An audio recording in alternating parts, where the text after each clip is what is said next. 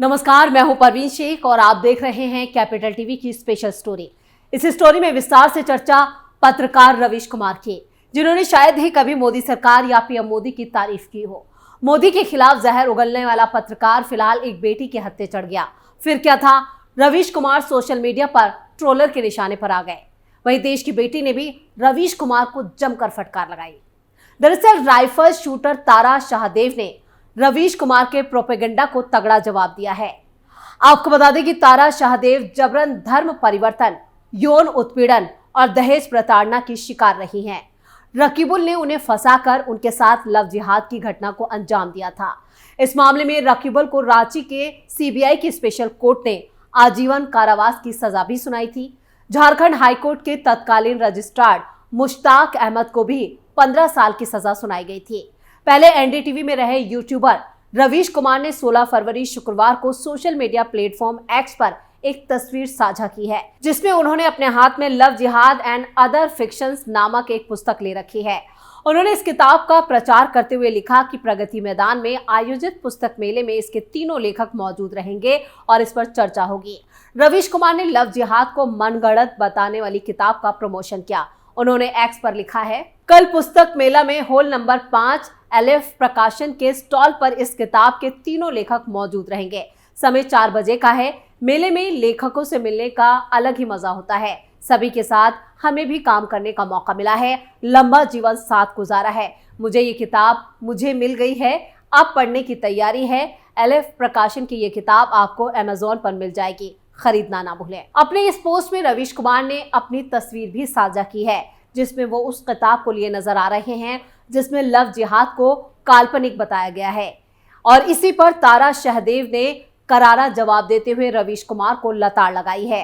तारा शाहदेव ने रवीश कुमार की पोस्ट को टैग करते हुए लिखा है, रकीबुल जैसे जिहादी जिसने मुझे धर्म परिवर्तन #लव जिहाद के लिए जो शारीरिक और मानसिक प्रताड़नाएं दी, मैं उस समय समझ नहीं पाई थी कि वो हैवानियत करने की हिम्मत उसमें कहां से आई, लेकिन आज समझ आया कि वो हिम्मत उन जैसे लोगों को आप जैसे लोग ही देते हो। तारा शाहदेव खुद लव जिहाद की पीड़िता रही हैं। ऐसे में इसे काल्पनिक बताया जाना उनसे बर्दाश्त नहीं हुआ और उन्होंने रवीश कुमार को करारा जवाब दे दिया।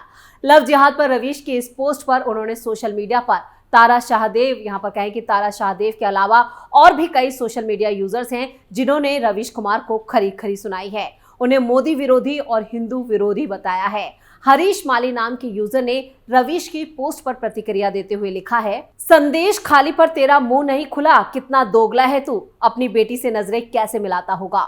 अगर कभी तुम्हारे साथ भी ऐसी घटना हो जाए तो तू ये सोचकर नहीं बोलेगा कि ये बीजेपी शासित राज्य नहीं है या बलात्कारी विशेष समुदाय से है। वामपंथी है तू रवीश, पतन की पराकाष्ठा है तेरी। वैसे हरीश माली अकेले नहीं है जिन्होंने इस तरह की ट्वीट की है। उनके अलावा डॉक्टर समीर पाटिल भी हैं सोशल मीडिया यूजर जिन्होंने यहाँ पर रवीश कुमार को आड़े हाथों लिया है। उन्होंने एक पोस्ट में लिखा है, धन्यवाद सर, जरूर इस किताब से मचाई गई होगी जो लव जिहाद के नाम से और बहुत कुछ जिहाद नाम जोड़कर भोले भाले हिंदू के मन से जहर भरकर उनका राजनीतिक लाभ लिया जा रहा है, जिसमें अंधभक्तों की टोली के साथ कुछ भगवा आतंकवादी शामिल हैं। इसी के साथ यादव जी भी एक सोशल मीडिया यूजर हैं। उन्होंने भी रवीश कुमार की पोस्ट पर प्रतिक्रिया दी है। उन्होंने लिखा है, तुम विकृत मानसिकता के आदमी हो, दिन रात सिर्फ नफरत फैलाते हो। और वहीं गजेन नाम की सोशल मीडिया यूजर ने लिखा, एक आंख खराब है बेचारे की, केवल बीजेपी और हिंदू वाली कमियां ही इसको दिखती हैं। वहीं रितिका जे चंदोला सोशल मीडिया यूजर ने लिखा है कि आप लड़कियों को शिकार बनाने वाली लव जिहाद की आइडियोलॉजी को सिर्फ इस वजह से सपोर्ट कर रहे हैं क्योंकि यहाँ पे पीड़ित मुस्लिम की जगह हिंदू बेटियां हैं। एक ऑर्गेनाइज्ड क्राइम को सीधा फिक्शन बता के श्रद्धा वोकर जैसे केस को भी आपने भुला दिया। क्या ये आपकी निष्पक्षता का पैरामीटर माना जाना चाहिए? तो जिस तरह से सोशल मीडिया यूजर्स की रवीश कुमार की पोस्ट को लेकर प्रतिक्रियाएं सामने आ रही हैं, उससे साफ है कि उनकी पत्रकारिता सवालों में है। क्या वाकई में वो निष्पक्ष पत्रकारिता करते हैं या फिर वो भी एक प्रोपेगेंडा चला रहे हैं? ये सवाल जरूर खड़ा होता है। इधर रितिका जैसे तमाम सोशल मीडिया यूजर दिन भर रवीश कुमार की पोस्ट पर उन्हें गरियाते नजर आए। वैसे ये कोई पहला मौका नहीं है जब रवीश कुमार को अपनी किसी पोस्ट को लेकर इस तरह से गालियों का सामना करना पड़ा हो। राइफल शूटर तारा शाहदेव ने जिस तरह से रवीश कुमार को आईना दिखाया है, उसके बाद उनके समर्थन में भी लोगों ने जमकर पोस्ट की है। देश के लोग देश की बेटी के साथ नजर आए। वहीं रवीश कुमार को गालियां भी पड़ रही हैं। आपको बता दें कि तारा शाहदेव को रकीबुल हसन ने रंजीत कोहली बनकर फंसाया था और इस साजिश में उसकी अम्मी कौशल रानी भी शामिल थी। उसे भी 10 साल की सजा सीबीआई की विशेष अदालत ने सुनाई थी। 2014 में ही यह मामला सामने आया था और 2015 में हाईकोर्ट के आदेश पर सीबीआई ने जांच शुरू की थी। असल में रकीबुल हसन पहले रंजीत कोहली हुआ करता था और उसने इस्लाम में धर्मांतरण करा लिया था, लेकिन ये बात तारा को शादी के बाद पता चली थी। शादी के बाद न सिर्फ तारा शाहदेव बल्कि उनकी मां को भी प्रताड़ित किया जाता था। तारा को कई दिनों तक भूखा रखा जाता था, खाना नहीं दिया जाता था, धमकी दी गई थी कि अगर उन्होंने सिंदूर लगाया तो उनके हाथ पांव तोड़ डाले जाएंगे। साथ ही उन पर इस्लाम कबूल करने का दबाव भी बनाया जाता था। 1.5 महीने की प्रताड़ना के बाद तारा ने किसी तरह अपने भाई को फोन किया, जिसके बाद उन्हें कैद से मुक्त कराया जा सका था। उन्हें दहेज के लिए भी प्रताड़ित किया गया था। जहां तक लव जिहाद की बात है, लगभग रोज इससे जुड़ी कुछ ना कुछ घटनाएं सामने आती रहती हैं। हाल ही में मोहम्मद अनीश ने इंस्टाग्राम के जरिए सीतामढ़ी की हिंदू नाबालिग को फंसाया और फिर गोरखपुर से सीतामढ़ी बुलाकर होटल में रखा। सितंबर 2023 में लव जिहाद, बलात्कार, अप्राकृतिक यौन संबंध से पीड़ित महिलाओं ने सोशल मीडिया के जरिए बेंगलुरु पुलिस से न्याय की गुहार भी लगाई थी। हिंदू ही नहीं बल्कि अन्य धर्मों की लड़कियां भी इसकी शिकार हो रही हैं। लद्दाख में बौद्ध संगठनों ने वहां हुई ऐसी ही एक घटना के बाद काफी विरोध प्रदर्शन किया था। रवीश कुमार मोदी विरोधी पत्रकारिता के लिए ही जाने जाते हैं। एनडीटीवी छोड़ने के बाद से रवीश अपना एक यूट्यूब चैनल चला रहे हैं, जहां उनके 84 लाख से ज्यादा सब्सक्राइबर हैं। इससे पहले प्रधानमंत्री नरेंद्र मोदी के लगातार हस्तक्षेप के बाद आखिरकार कतर ने भारत के 8 पूर्व नौसेना अधिकारियों को रिहा किया था। विदेश मंत्रालय ने इसकी जानकारी 12 फरवरी को दी थी। वहीं कतर से लौट कर आए पूर्व अधिकारियों ने भी पीएम मोदी को धन्यवाद दिया था।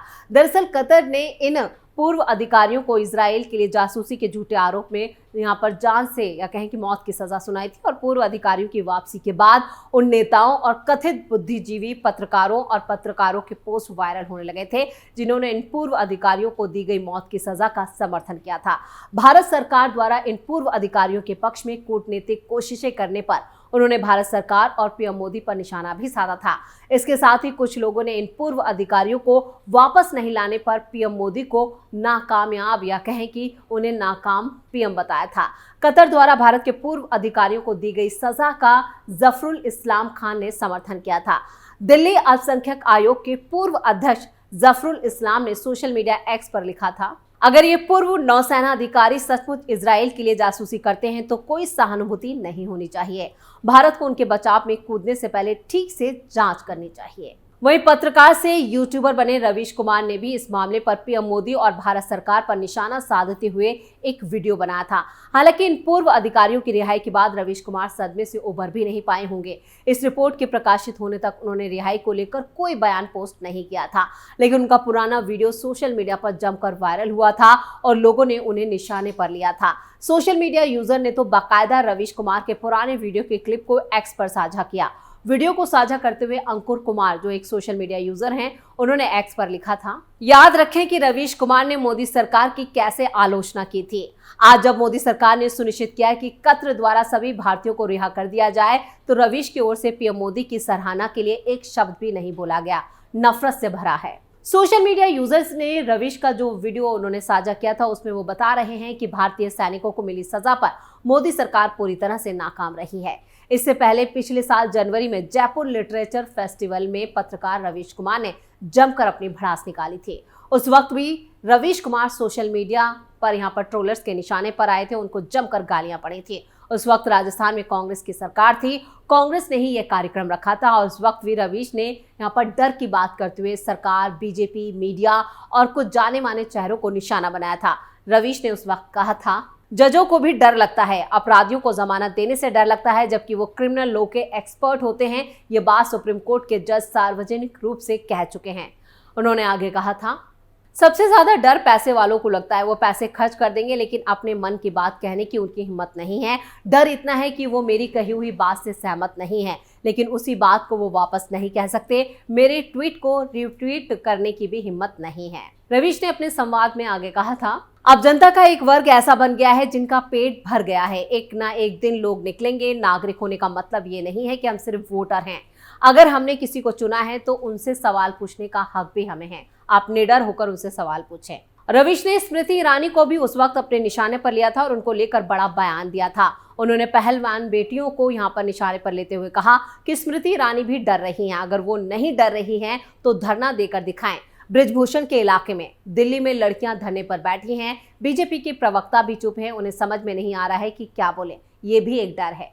रवीश ने अपने संवाद में आगे कहा, बीबीसी ने गुजरात पर डॉक्यूमेंट्री बनाई तो उसे यूट्यूब पर बैन कर दिया। सोशल मीडिया पर ब्लॉक करने से क्या होगा? आप बृजभूषण सिंह को ब्लॉक कर सकते हैं, लेकिन उनके इलाके में उन्हें कैसे रोक सकते हैं? तो इसी तरह के तमाम बयान उनके अक्सर सोशल मीडिया पर आते हैं और वायरल होते हैं। रवीश के इसी कार्यक्रम में उनके संवाद को सुनने वालों में राजस्थान के पूर्व उप मुख्यमंत्री सचिन पायलट भी मौजूद थे। वो भी बीजेपी पर हमलावर बयानों पर मुस्कुराते नजर आए। यानी यहाँ पर लगातार बीजेपी और पीएम मोदी से जैसे यहाँ पर रवीश कुमार की पक्की वाली दुश्मनी है।